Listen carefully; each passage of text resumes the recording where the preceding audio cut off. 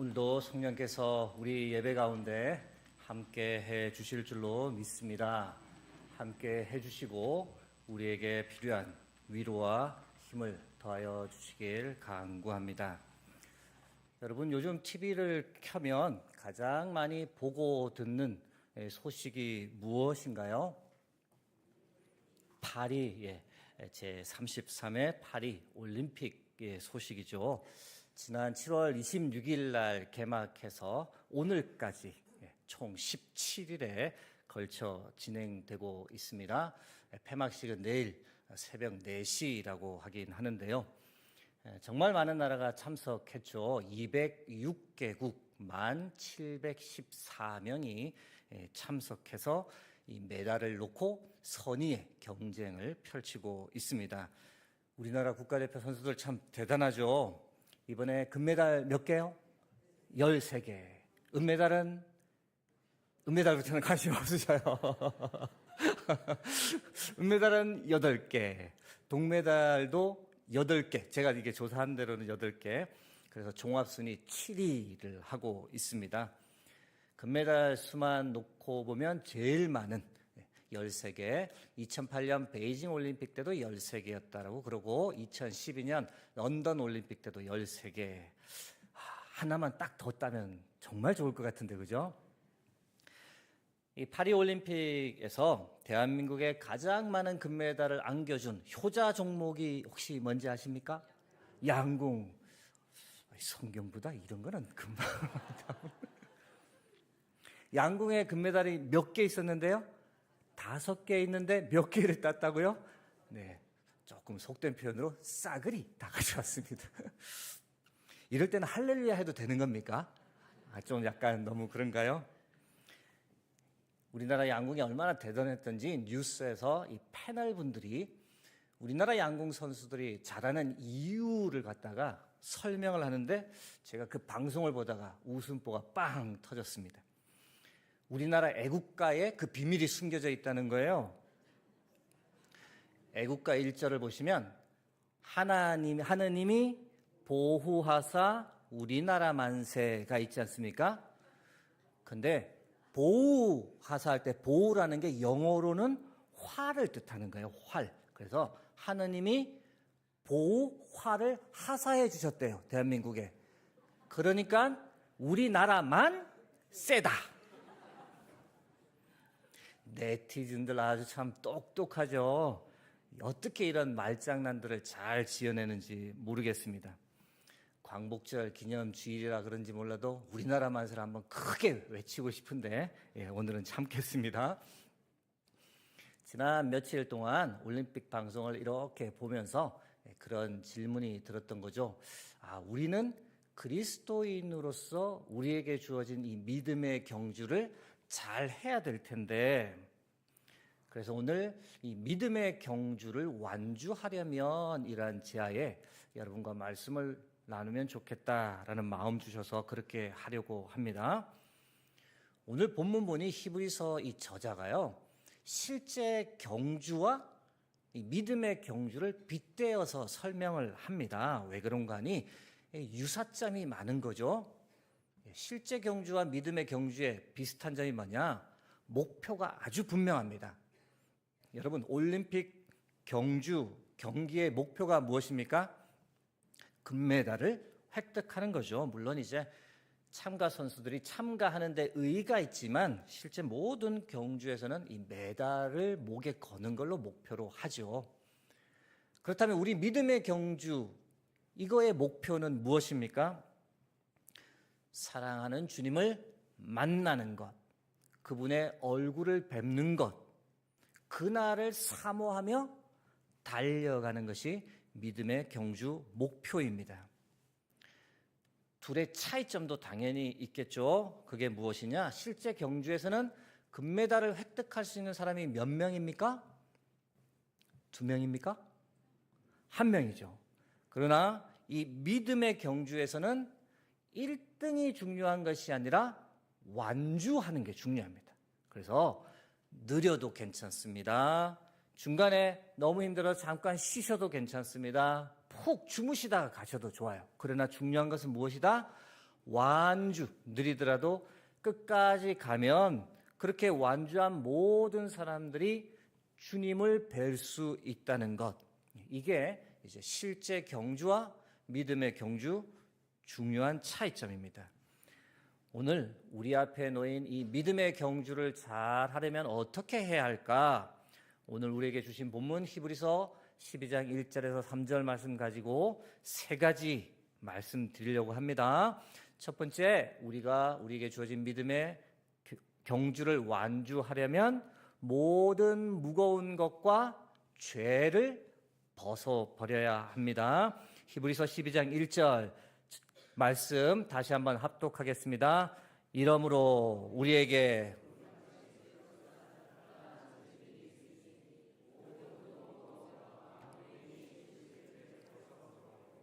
인내로서 우리 앞에 당한 경주를 하며. 여러분, 달리기 선수가 최고의 성적을 내려면 어떻게 해야 할까요? 가장 중요한 것, 체중을 줄여야 합니다. 몸이 날렵해야 돼요. 여러분들 육상 선수 중에서 뚱뚱한 사람 보셨습니까? 그러면 잘 달리지 못하잖아요.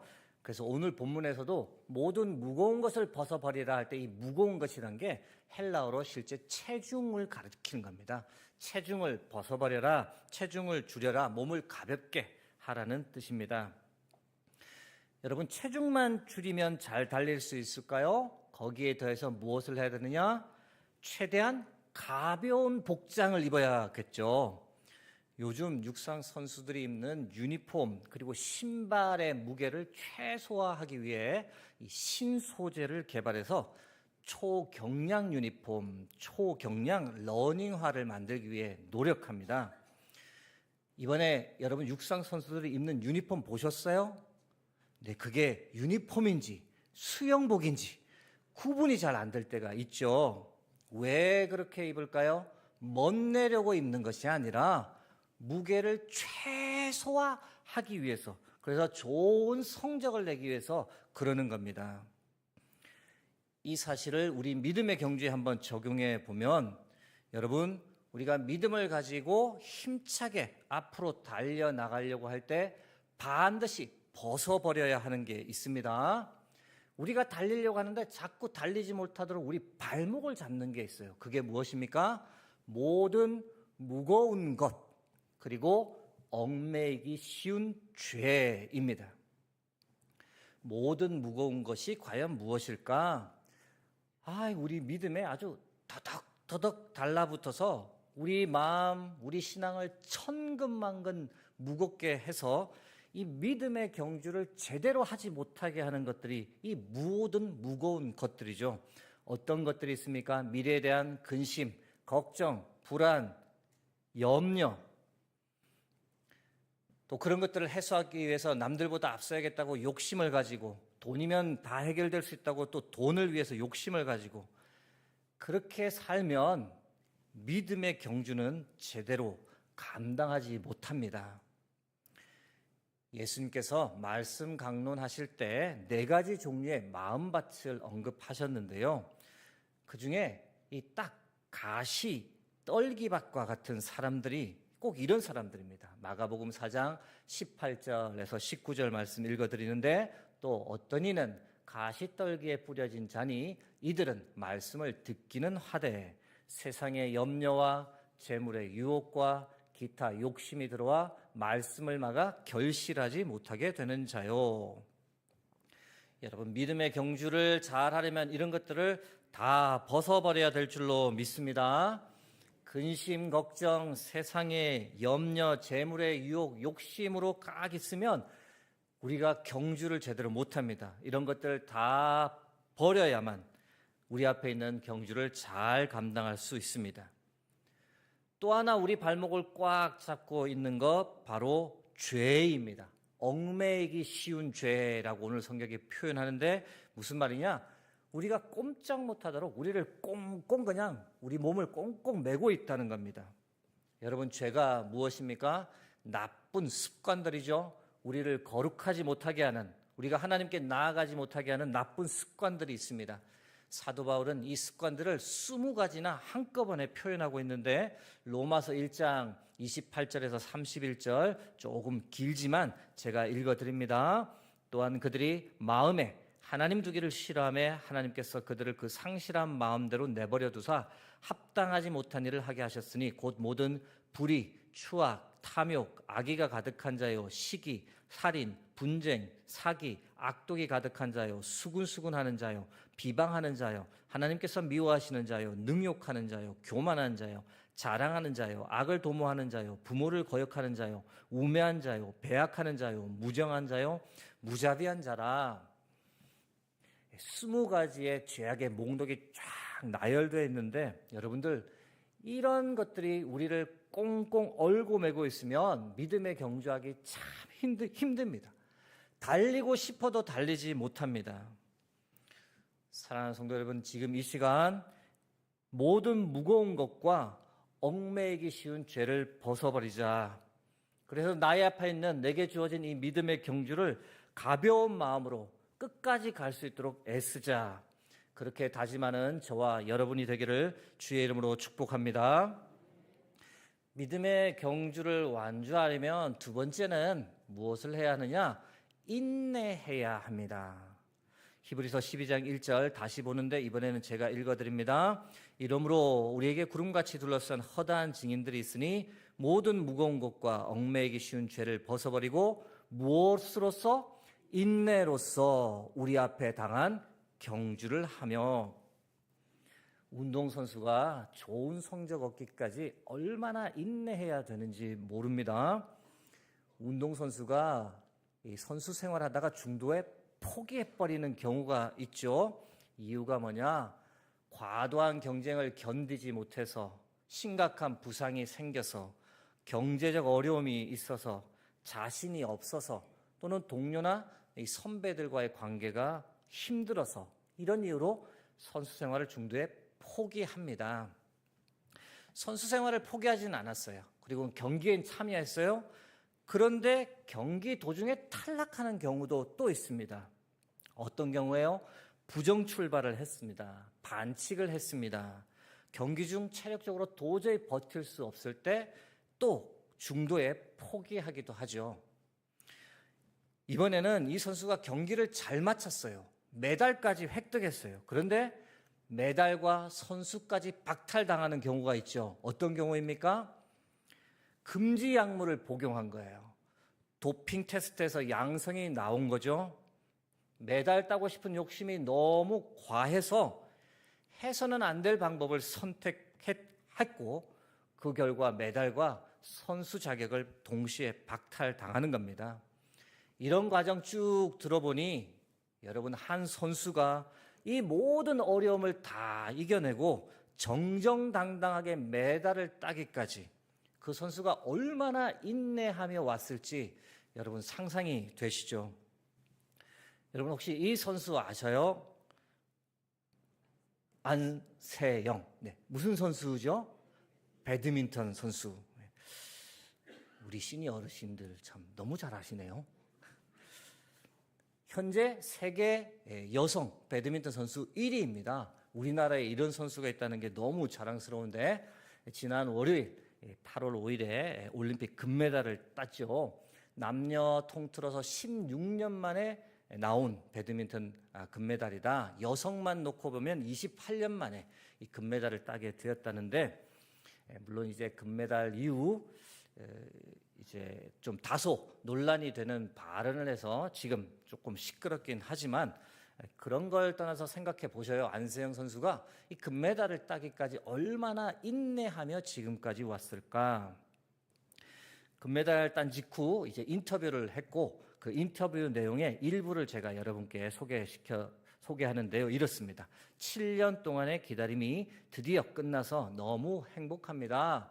꿈을 이룰 수 있어서 행복합니다. 모든 순간이 다 떠올려지면서 북받쳤습니다. 올림픽 전에 부상 때문에 너무 힘들었는데 도와주신 분들 때문에 제가 이렇게 버티고 여기까지 올라올 수 있었습니다. 포기하고 싶었는데 포기하지 않아서 여기까지 왔습니다. 안세영 선수가 초등학교 1학년 때부터 배드민턴을 쳤답니다. 그리고 15살 때부터 국가대표가 되었고 7년 동안 국가대표를 지냈는데, 여러분, 안세영 선수가 올림픽 금메달을 따기까지 포기하고 싶다, 이런 생각이 들었을까요? 안 들었을까요? 셀 수 없이 들었을 겁니다. 그만두고 싶은 순간들이 한두 번이 아니었을 텐데, 가정적 질문이지만 만일 안세영 선수가 중간에 포기해버렸다면, 그만둬버렸다면 어떻게 되었을까요? 우리는 배드민턴 세계 1위 안세영, 올림픽 금메달을 따는 안세영, 온 국민에게 이 환호의 기쁨을 안겨주는 안세영을 결코 볼 수 없었을 겁니다. 여러분, 포기하지 않았기 때문에, 인내했기 때문에 그 감동적인 순간이 온 국민에게 오는 겁니다. 우리 앞에 있는 믿음의 경주를 완주하기 위해 우리에게 필요한 것이 무엇이냐? 동일한 겁니다. 바로 인내인 줄 믿습니다. 포기하지 않는 겁니다. 여러분, 믿음 생활하다가 중도에 포기하고 싶은 적 있으셨어요? 없으셨어요? 없었다고 많은 분들이 얘기하니까 제가 굉장히 당황스럽네. 교회 다니기 시작했는데 주위 가족과 친족들이 교회 다니지 말라고 너무 극심하게 반대할 때, 이거 다녀야 되나? 포기하고 싶을 때가 있습니다. 아무리 믿음 생활 나는 열심히 해도 내 삶의 변화가 하나도 없을 때, 믿음의 경주를 그만두고 싶다, 유혹이 있죠.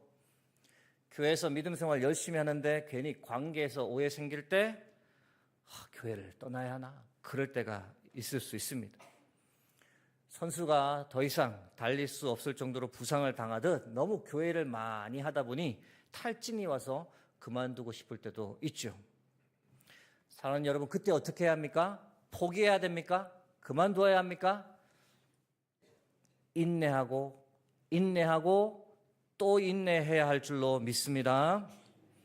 여러분, 신앙 여정에 포기하고 싶을 때가 많지만 조금만 더 인내하시길, 조금만 더 힘을 내시길, 그래서 조금만 더 인내하시면 우리가 반드시 주님을 뵐 수 있는 줄 믿습니다. 인내하고 또 인내해서 우리 앞에 있는 믿음의 경주를 반드시 완주하고 우리 모두가 주의 얼굴을 친히 뵐 수 있길 주의 이름으로 축복합니다. 믿음의 경주를 완주하려면 마지막 세 번째, 예수님을 바라보고 예수님만 생각해야 합니다. 히브리서 12장 2절에서 3절 말씀 이번에는 합독하겠습니다. 믿음의 주요 또 온전하게 하시는 이인 예수를 바라보자. 그는 그 앞에 있는 기쁨을 위하여 십자가를 참사 부끄러움을 개의치 아니하시더니 하나님 보좌 우편에 앉으셨느니라. 너희가 피곤하여 낙심하지 않기 위하여 죄인들이 이같이 자기에게 거역한 일을 참으신 이를 생각하라. 예수를 바라보라. 예수님을 생각하라. 여러분, 선수가 경주를 완주하려면 집중력을 끝까지 유지해야 합니다.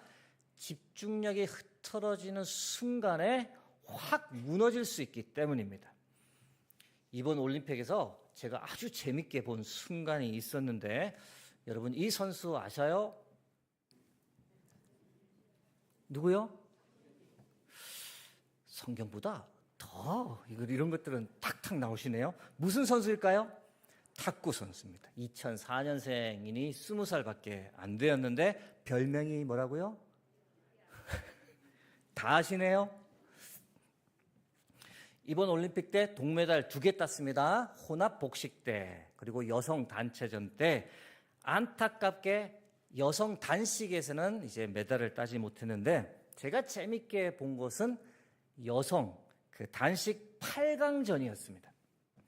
8강전에서 누굴 만나느냐? 일본 선수 히라노 미우라고 하는 좀 고약하고 미운 선수를 만났습니다. 초반 3세트는요, 신유빈 선수가 압도적으로 이겼더랬습니다. 3대0. 한 세트만 더 이기면 가볍게 끝나는데 갑자기 이 일본 선수가 심판진에게 요청을 하는 거예요. 땀이 차서 유니폼 좀 갈아입고 올게요. 그럴 수 있는 거죠. 그리고 유니폼을 입기 위해서 경기장을 떠났고 일본 감독도 따라갔던 거예요. 그런데 여러분, 이 일본 선수가 몇 분 만에 돌아왔을까요? 환복하는데 몇 분 안 걸리잖아요. 5분 정도 시간을 끈 겁니다. 무슨 의도였을까요? 신유빈 선수의 집중력을 흐트려 놓으려는 거예요. 여러분, 경기에서 집중력이 한번 흐트러지면 걷잡을 수 없습니다. 일본 선수, 이 선수의 아주 영악한 심리전에 신유빈 선수가 말려들어 버린 거예요. 이후 어떻게 됐느냐? 3세트를 내리적 버렸어요. 그리고는 7번째 세트까지, 마지막 세트까지 가서 11대 11까지 갔다니까요. 마지막에 힘을 다해 13대 11로 이겼기 망정이지 여차하면 질 뻔했습니다. 제가 그걸 가만히 보다가 여러분, 우리 역시 우리 믿음의 경주를 하다가 순간 집중력을 잃어버리면 어떻게 돼요? 훅 갑니다.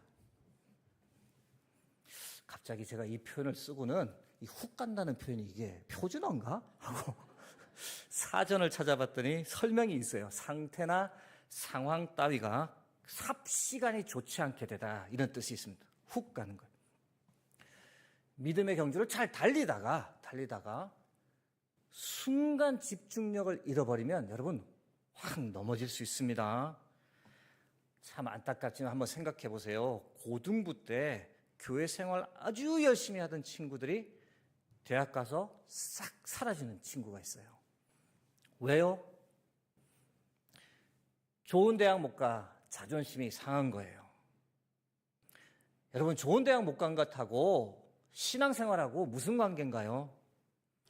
좋은 대학 못 가도 돼요. 좋은 대학 못 가도 믿음의 경주는 포기하지 말아야죠. 또 생각해 보세요. 대학부 때 믿음의 경주 열심히 했던 친구들인데 성인이 돼서 훅 가버려요. 좋은 직장 못 가서, 삶이 바빠서,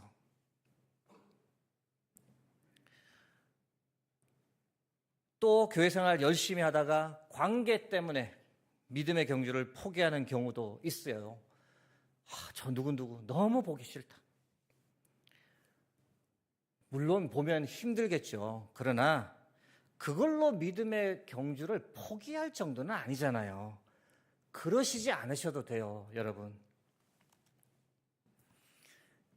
여러분, 이런 일들을 영적인 측면에서 보면 어떻게 해석할 수 있냐면, 여러분이 우리가 믿음의 경주를 완주하지 못하도록 이 사탄이 우리의 집중력을 확 흐트러 버리는 거예요. 아주 영악한 심리전에 우리가 말려들어 버리는 거예요. 여러분, 이럴 때 우리가 정신을 차려야 됩니다. 집중력을 잃지 말아야 됩니다. 집중력을 잃지 않기 위해서 누구만 바라보라고요? 예수님만 바라보라. 예수님만 생각하라. 우리가 신앙생활 하다 보면 시험 들 만한 일 만나요. 마음 쓰라린 정도로 아파요. 믿음 경주 포기하고 싶을 때가 있어요. 그럴 때 어떻게 하라고요? 믿음의 주요 또 온전하게 하시는 이인 예수를 바라보자. 함께 따라해 봅니다. 예수를 바라보자. 예수님만 생각하자. 여러분, 많이 살아보셔서 아시잖아요. 사람 보면 100% 실망하죠? 아니에요. 실망한다고 말씀해 주세요. 사람 보면 100% 시험 들죠? 제가 조금 알고 느끼는데, 제가 이제 담임으로 새로 왔다고 해서 저에 대한 기대감이 있습니다. 제가 감사하게 생각하고 최선을 다해 열심히 감당하겠습니다. 그러나 여러분, 제가 어떻게 하는지 그걸 그렇게 보실 필요가 있어요, 없어요? 대답을 못 하시네. 보실 필요 없어요. 여러분과 저 동일하게 누구만 바라봐야 합니까? 예수 그리스도, 오직 예수. 한번 따라하겠습니다. 오직 예수.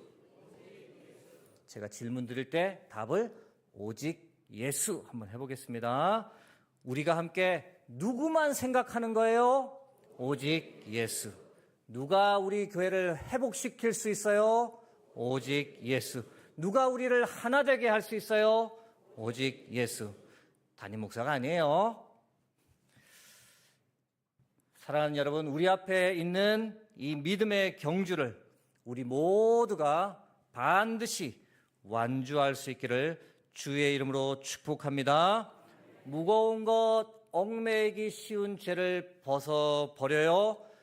인내해요. 그리고 오직 예수만 바라보고 예수님만 생각하길 소망합니다. 함께 찬양하고 기도하겠습니다.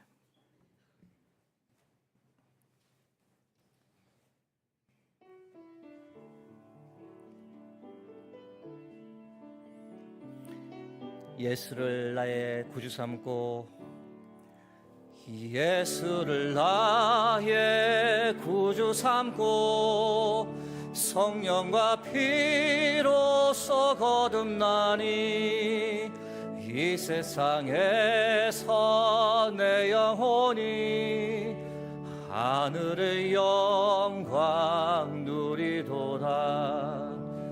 이것이 나의 간증이요, 이것이 나의 찬송일세. 나 사는 동안 끊임없이 구주를 찬송하리로다. 온전히 주께 맡긴 내 영, 사랑의 음성을 듣는 중에 천사들 왕래하는 것과 하늘의 영광 보리로다. 이것이 나의 간증이요, 이것이 나의 찬송일세. 나 사는 동안 끊임없이 구주를 목소리로만 한번 찬양하겠습니다.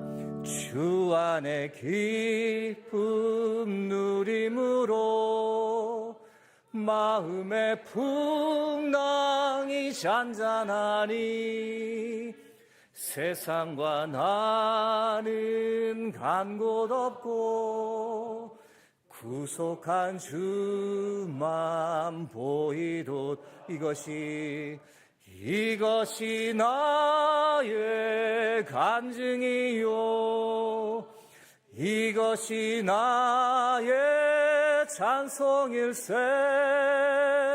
나 사는 동안 끊임없이 구주를 이것이 나의 간증이요, 이것이 나의 찬송일세. 나 사는 동안 끊임없이 구주를 찬송하리로다.